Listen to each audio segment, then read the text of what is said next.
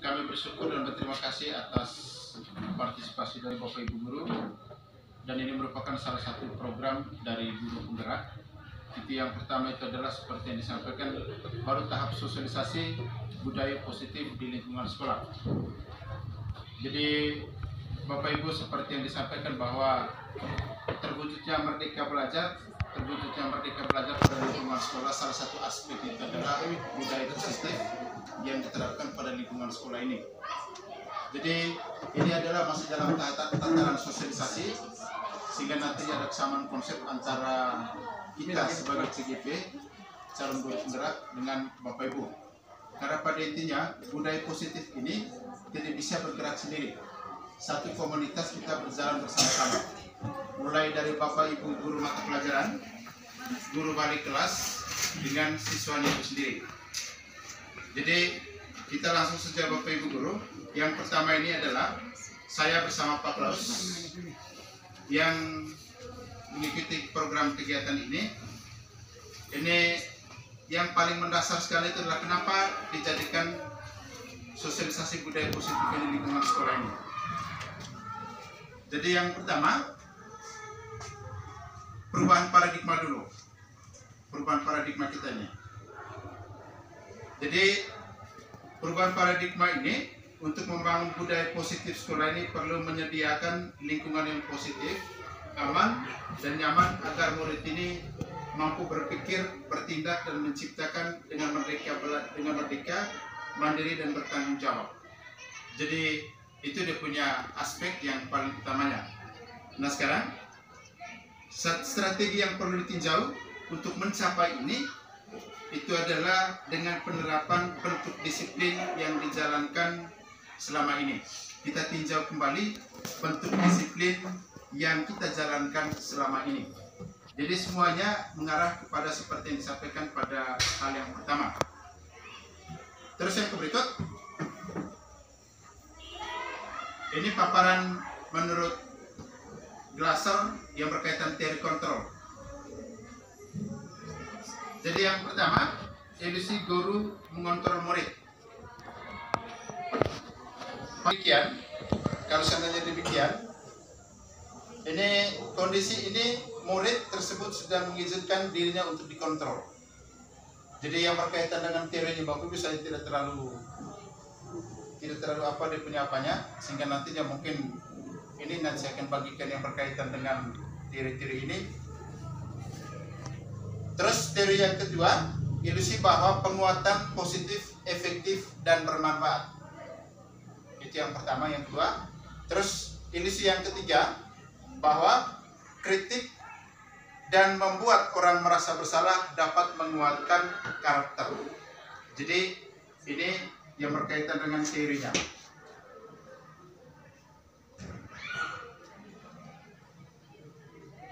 Nah sekarang, bila kita ingin membuat kemajuan secara perlahan-lahan, maka sedikit demi sedikit ubahlah sikap atau perilaku Anda. Jadi semuanya ini berangkat dari dalam kita punya diri.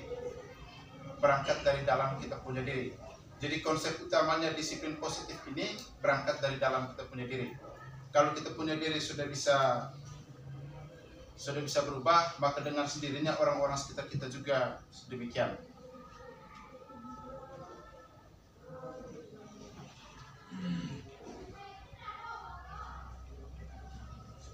Terus yang berikut, untuk menciptakan murid yang merdeka, syarat utamanya itu adalah yang pertama, disiplin yang kuat. Jadi mengapa harus disiplin yang kuat? Karena di sini yang pertama, disiplin yang dimaksud adalah disiplin diri yang memiliki motivasi internal, seperti yang disampaikan dari dalam diri. Terus yang kedua, disiplin diri juga mempelajari bagaimana cara kita mengontrol diri dan bagaimana menguasai diri untuk memilih tindakan yang mengacu pada nilai yang kita hargai. Pada intinya di sini adalah ada nilai-nilai yang kita hargai yang menjadikan dasar kita berbuat. Nilai-nilai yang kita percayakan dalam diri kita bahwa ini yang terbaik. Terus yang berikut, kita bertanggung jawab terhadap apa yang dilakukan, karena mendasarkan tindakan mereka pada nilai kebijakan universal. Oke, Mas Ibu. Jadi seperti yang disampaikan tadi. Nah sekarang, sebagai guru, apa yang kita lakukan? Karena inilah nilai-nilai yang sudah terdapat pada disiplin ini. Sebagai guru, apa yang kita lakukan? Jadi yang kita lakukan sebagai guru, menciptakan anak-anak yang memiliki disiplin diri sehingga mereka bisa berperilaku dengan mengacu pada nilai kebajikan universal dan memiliki motivasi intrinsik bukan ekstrinsik. Jadi motivasi yang datang dari dalam diri, bukan karena takut, bukan karena lain-lain sebagainya. Jadi semuanya itu berangkat dari dalam diri. Jadi itu peran kita sebagai pendidik.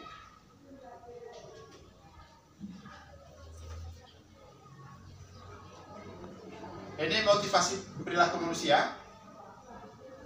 Jadi yang pertama, untuk menghindari ketidaknyamanan atau hukuman. Perilaku untuk menghindari ketidaknyamanan atau hukuman. Itu nantinya mereka akan bertanya, apa yang akan terjadi apabila saya tidak melakukannya? Apa yang akan terjadi apabila saya tidak melakukannya? Kalau seandainya pertanyaan ini muncul dalam diri siswa, sebenarnya mereka sedang menghindari permasalahan. Sebenarnya itu mereka sedang menghindari permasalahan. Jadi itu yang mereka ajukan pertanyaan sebagai indikator bahwa mereka itu sedang melakukan menghindari persoalan. Terus yang berikut, untuk mendapatkan imbalan atau penghargaan dari orang lain. Jadi motivasi untuk mendapatkan imbalan atau penghargaan dari orang lain.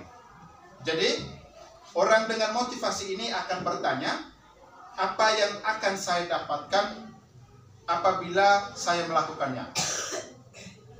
Itu pertanyaan indikator yang muncul. Jadi tindakan mereka untuk mendapat pujian dari orang lain. Jadi mereka juga melakukan sesuatu untuk mendapatkan hadiah, pengakuan, dan imbalan. Jadi itu motivasi yang kedua. Terus yang berikut, untuk menjadi orang yang mereka inginkan dan menghargai diri sendiri dan nilai yang mereka percaya. Jadi ini sebagai dasar poin yang ketiga ini, penerapan hukum disiplin positif. Karena ini berangkat dari dalam diri sendiri, mereka meyakini bahwa ada nilai-nilai yang mereka dipercayakan, diyakini oleh semua orang. Jadi ini poin yang ketiga. Terus yang berikut, bagaimana cara kita membuat supaya disiplin positif ini dapat berlangsung di kita punya sekolah? Dapat berlangsung di kita punya sekolah ini. Yang pertama, kita membuat keyakinan kelas. Keyakinan kelas. Jadi mungkin setelah ini, mungkin kita belajar masuk semester 2, sehingga nanti setiap Bapak Ibu balik kelas, kita buat keyakinan kelas, bukan peraturan kelas. Keyakinan kelas. Jadi semua keyakinan ini berangkat dari pikiran, dari latar belakangnya anak-anak, pikirannya anak-anak itu. Sehingga mungkin peraturan-peraturan yang telah kita buat selama ini mungkin kita tinjau kembali. Jadi semuanya itu berangkat dari pikiran kita punya anak-anak ini. Apa mereka punya mau nih? Jadi tinggal kita guru, kita balik kelas mengarahkan seperti apa kita punya tujuan. Kita mengarahkan kepada anak-anak pada tujuan yang kita sampaikan. Jadi itu keyakinan kelas yang pertama. Jadi ini Bapak Ibu, mengapa keyakinan kelas? Mengapa tidak peraturan kelas? Contoh, ini contoh. Mengapa kita memiliki peraturan tentang penggunaan helm pada saat mengendarai roda 2? Sehingga diterapkannya peraturan menggunakan helm pada saat mengendarai kendaraan roda 2. Begitu. Jadi mungkin jawabannya adalah untuk keselamatan. Itu keselamatan. Terus yang berikut. Pertanyaan yang berikut. Mengapa tentang penggunaan masker dan mencuci tangan setiap saat? Untuk apa itu peraturan ini? Jadi mungkin kita punya jawaban di sini.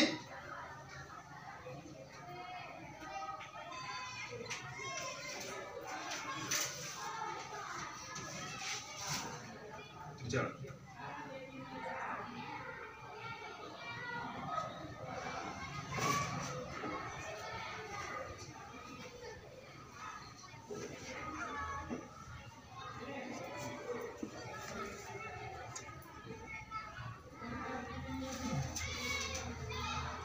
Jadi mungkin ini jawabannya untuk kesehatan atau keselamatan. Terus yang berikut, ya. Jadi nilai keselamatan, nilai kesehatan ini yang kita yakini, makanya kita selalu menggunakan helm, makanya kita selalu menggunakan mencuci tangan dan penggunaan masker. Karena ada nilai-nilai keselamatan dan kesehatan terkandung di situ. Sehingga kita menyadari adanya nilai-nilai itu, sehingga kita berperilaku menuju kepada nilai-nilai ini. Karena kita berangkat pada kesadaran itu. Jadi pada dasarnya penerapan disiplin positif itu di situ. Kita berangkat kesadaran akan nilai-nilai yang ada pada hal tersebut. Contohnya pada nilai penggunaan helm dengan mencuci tangan ini, karena kita yakini ada nilai keselamatan di situ. Jadi itu yang berikut. Terus pembentuk keyakinan kelas, sehingga nantinya kalau seandainya Bapak Ibu balik kelas, setiap kita guru bidang studi membuat keyakinan kelas nantinya. Jadi ini yang hal yang kita perhatikan. Keyakinan kelas itu lebih abstrak daripada peraturan, yang lebih rinci dan konkret. Kalau pada peraturan itu dia lebih terperinci. Terus keyakinan kelas berupa pernyataan universal secara umum. Terus pernyataan kelas senantiasa dibuat dalam bentuk positif, sehingga pengurangan atau kata-kata yang negatif itu diabaikan di situ. Sehingga semuanya formulasi kalimatnya dengan menggunakan bahasa-bahasa yang positif. Jadi mungkin nantinya di sini mungkin Ibu Ani dengan Pak Doni untuk yang lebih yang berkaitan dengan psikologinya anak. Terus yang berikut, keyakinan kelas hendaknya tidak terlalu banyak sehingga mudah diingat dan dipahami oleh semua warga kelas. Sehingga kita buat nantinya bahasa yang singkat dan mudah diingat untuk keyakinan kelas ini.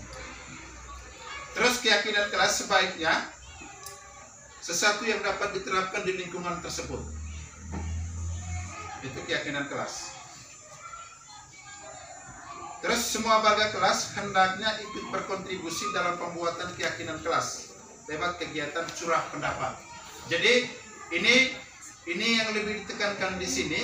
Semua partisipasi dari warga kelas itu ikut terlibat, karena ini adalah pendapat dari setiap kelompok, setiap orang untuk dicurahkan menjadi keyakinan kelas ini. Itu diharapkan partisipasi dari semua warga kelas. Terus yang berikut, bersedia meninjau kembali keyakinan kelas dari waktu ke waktu. Itu dia punya poin kuncinya sini. Terus yang berikut, kalau tadi yang pertama usaha pemenuhan, terus yang berikut itu adalah pemenuhan kebutuhan dasar. Ya, seperti yang saya sampaikan kemarin pada rapat-rapat sebelum, sebenarnya kita punya anak-anak ini berperilaku mereka itu memiliki tujuan. Mungkin pada saat kita belajar, anak mengantuk di belakang. Sebenarnya dia itu memiliki tujuan perilakunya. Jadi mungkin pemenuhan kebutuhan ini sehingga menjawab bagaimana anak-anak yang ngantuk di belakang ini. Pemenuhan kebutuhan apa yang dia sedang butuhkan.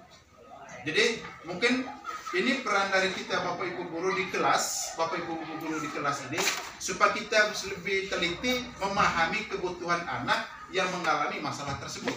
Karena pada intinya setiap perilaku memiliki tujuan. Nah sekarang kita lihat tujuan apa yang sedang dibutuhkan. Jadi itu. Ini yang pertama, kebutuhan bertahan hidup. Kebutuhan bertahan hidup seperti makanan, rumah, termasuk seks. Itu juga. Anak kamu tidak mungkin. Hah? MP.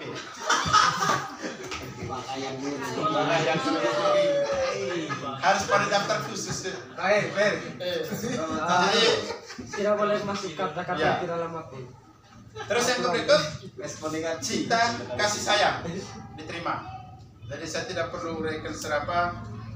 Itu yang berkaitan dengan apa? Kasih sayang. Ini berkaitan hubungan koneksi antar personal. Mereka membutuhkan cinta dan kasih sayang. Terus yang berikut, kebebasan. Kebebasan. Yang berikut, kesenangan. Mereka sebenarnya ada bentuk kesenangan. Jadi kesenangan mereka mungkin ada yang kesenangan bermain, tertawa. Jadi itu yang mereka butuhkan. Mungkin di sini kalau seandainya anak itu ngantuk di belakang tidak apa, mungkin salah satunya itu adalah unsur kesenangan ini yang diapa. Sehingga mungkin kita punya penerapan pembelajaran di kelas masuk dalam unsur kesenangan ini. Sehingga yang terlalu kaku mungkin itu yang perlu kita perbaiki. Jadi ini kebutuhannya. Kebutuhan hidup bisa makan. Ya. Terus ini contoh kasusnya. Contoh kasus ini sengaja saya ambil nama sendiri. Airanta Motor Pencemaran Telekom. Makanya ambil nama sendiri. Contoh. Ini saya balik kelas 10 IPA. Sedang bingung menghadapi pula salah satu murid di kelasnya. Namanya Doni. Beberapa anak di kelas 10 IPA telah datang kepadanya dan mengeluh Doni seringkali minta bekal makan siang mereka dengan paksa. Jika Anda menghadapi situasi seperti Pak Adri, apa yang akan Anda lakukan? Menurut Anda, kira-kira alasan apa? Alasan Doni melakukan itu apa? Jadi, nah sekarang Bapak Ibu kita melihat dari berbagai kebutuhan. Dari seperti yang diuraikan tadi ada beberapa kebutuhan. Ada kesenangan, ada cinta kasih. Nah sekarang dari kasus ini kita melihat dari berbagai kebutuhan. Jadi yang pertama ini. Sekarang kita lihat dari kebutuhan untuk bertahan hidup. Kalau ketika kita bertanya, kalau saya bertanya, Doni, ini ya. Dalam kasus ini, apabila jawaban Doni ketika ditanya Pak Adri adalah karena ia lapar dan orang tuanya tidak membawanya bekal makan siang, maka kebutuhan dasar yang sedang berusaha dipenuhi Doni adalah kebutuhan untuk bertahan hidup. Itu setelah kita diagnosa jawabannya, kita teliti dia punya jawabannya. Kalau seandainya dia menjawab bahwa orang tuanya tidak membawa bekal makan siang, maka kebutuhan yang diperoleh dari anak ini untuk bertahan hidup. Nah sekarang coba kita lihat pada kasus yang kedua, untuk kasih sayang. Ya, dalam kasus di atas, apabila Doni menjawab bahwa alasannya mengambil bekal temannya karena dia merasa senang temannya dan menjadi memperhatikan dia, itu dia punya formulasi bahasanya. Memperhatikan dia. Jadi ketika temannya melaporkan tindakan itu pada gurunya dan gurunya memberitahu orang tuanya, sehingga orang tuanya jadi memperhatikan dia, maka kebutuhan dasar dari anak ini adalah cinta dan kasih sayang. Maka dia berbuat kasus dengan temannya supaya diperhatikan oleh orang tuanya ataukah gurunya. Jadi mungkin itu di situ berkaitan dengan kasus itu. Terus yang berikut, pemenuhan kebutuhan dasar atas kekuasaan, pengakuan embarrassment. Nah, dalam kasus di atas, apabila jawaban Doni adalah dia merasa hebat karena temannya jadi takut dengan dia dan menuruti keinginannya. Kalau jawabannya dari Doni seperti ini, maka kebutuhan yang dia inginkan itu adalah berusaha memenuhi kebutuhan dasarnya akan kekuasaan. Terus yang berikut,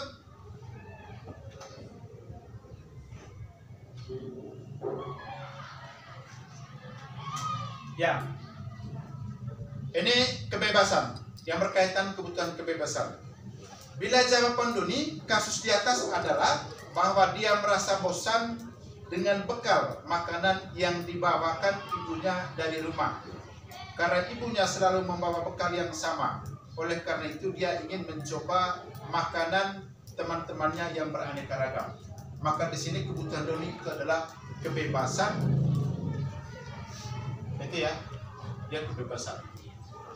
Terus yang terakhir, bila jawaban Doni bahwa ia melakukannya karena iseng saja dan ia menikmati ekspresi wajah teman-temannya yang kesal karena diambil makanannya dan menuruti dia, maka kebutuhan Doni sedang berusaha memenuhi kebutuhan akan kesenangannya.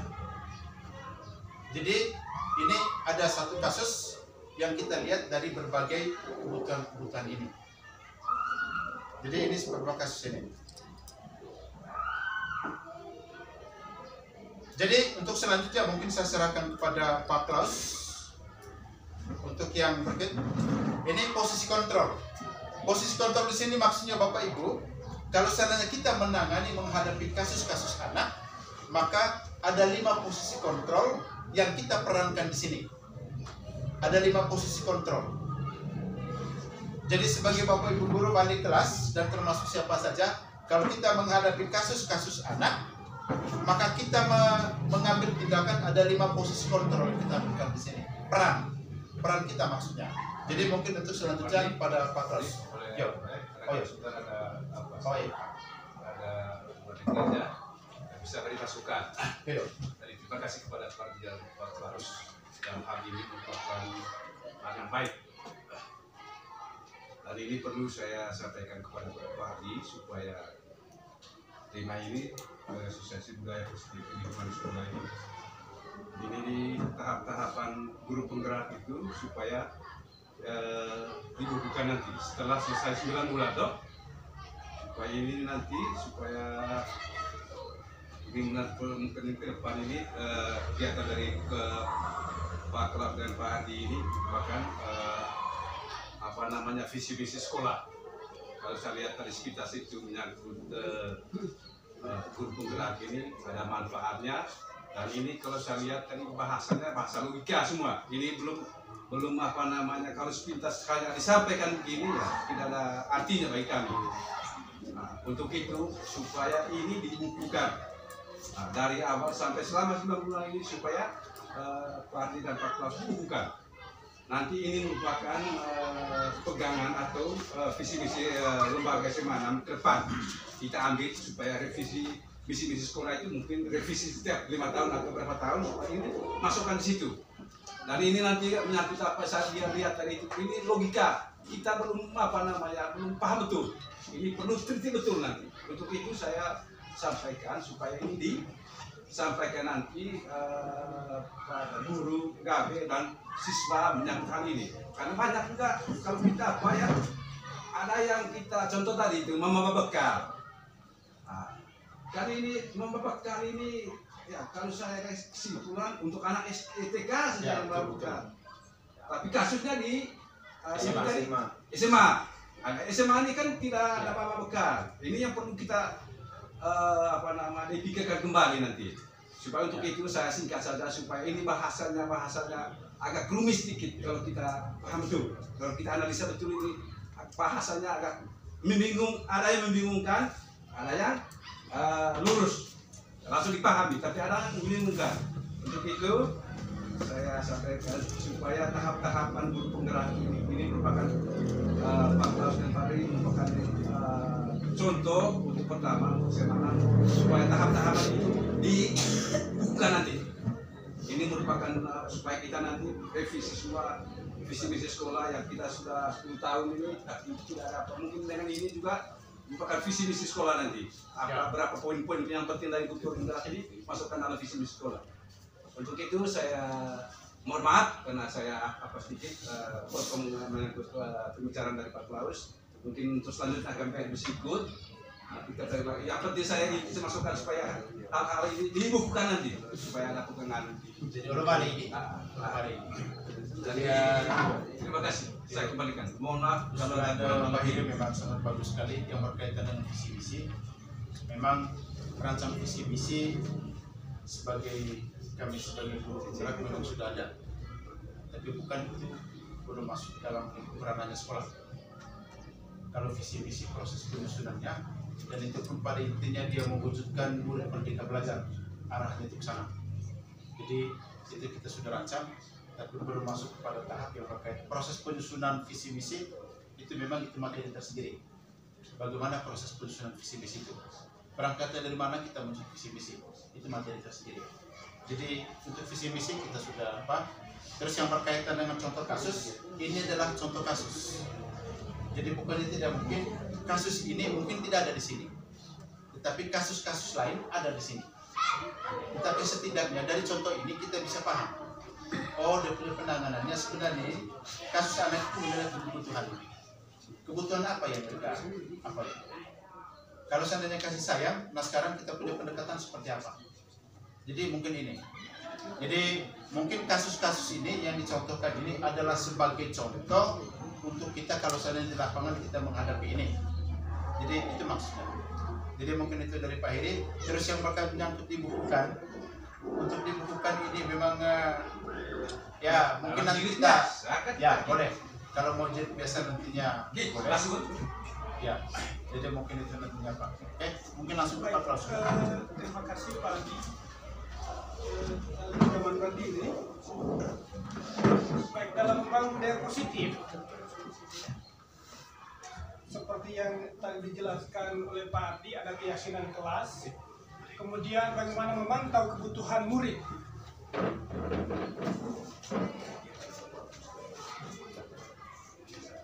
Selama ini, mungkin saya dan juga kita semua dalam menghadapi murid sering sekali mengeluarkan kata yang negatif, terlebih kami guru matematika. Ya, ketika tidak tahu, pasti ada hal-hal atau kata yang kurang berkenan. Dan kata-kata inilah yang akan mempengaruhi mental dan semangat belajar siswa.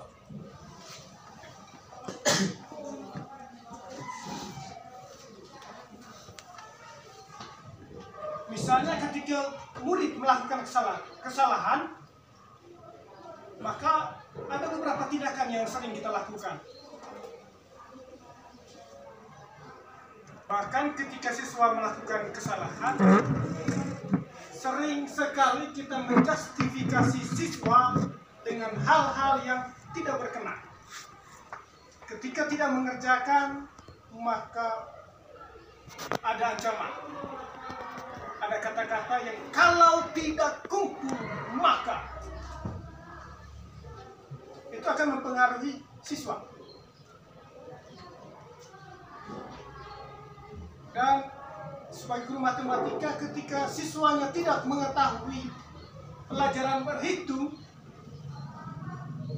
ada kata-kata yang tidak berkenan yang kita ucapkan. Dan ini akan mempengaruhi diri siswa.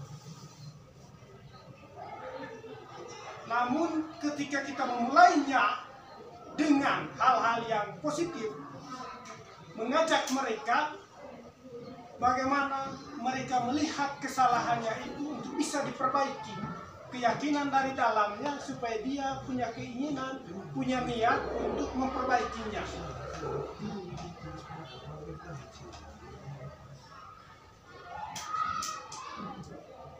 Misalnya ketika melakukan kesalahan,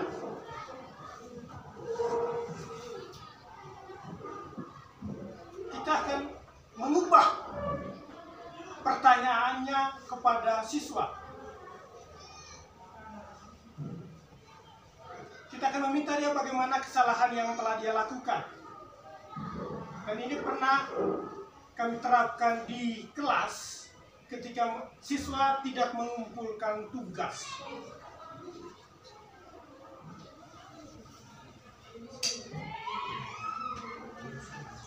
Pertanyaan bisa dirubah. Kenapa kamu melakukan sesuatu yang seharusnya tidak kamu lakukan? Tetapi sering selama ini kita mengubahnya dengan kata kenapa? Dan kalau tidak kumpul, tidak dapat nilai.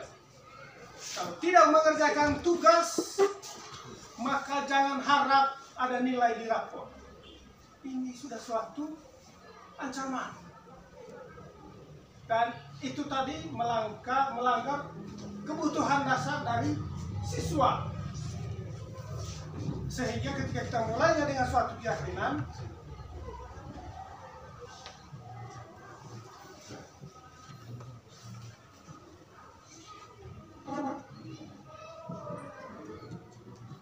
kalau itu yang dilakukan, maka kita akan gagal, sehingga dia tidak akan berubah.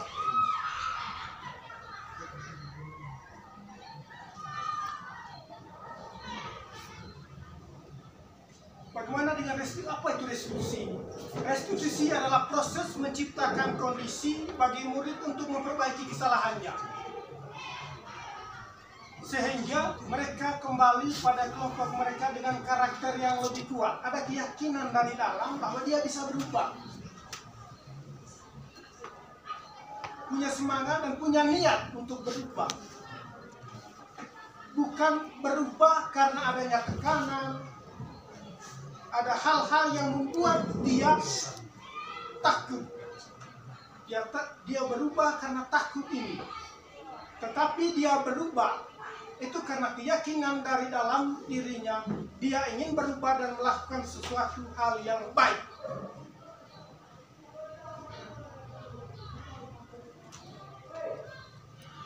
Restitusi juga adalah kolaboratif yang mengajarkan murid untuk mencari solusi untuk masalah dan membantu murid berpikir tentang orang seperti apa yang mereka inginkan dan bagaimana mereka harus memperlakukan orang lain.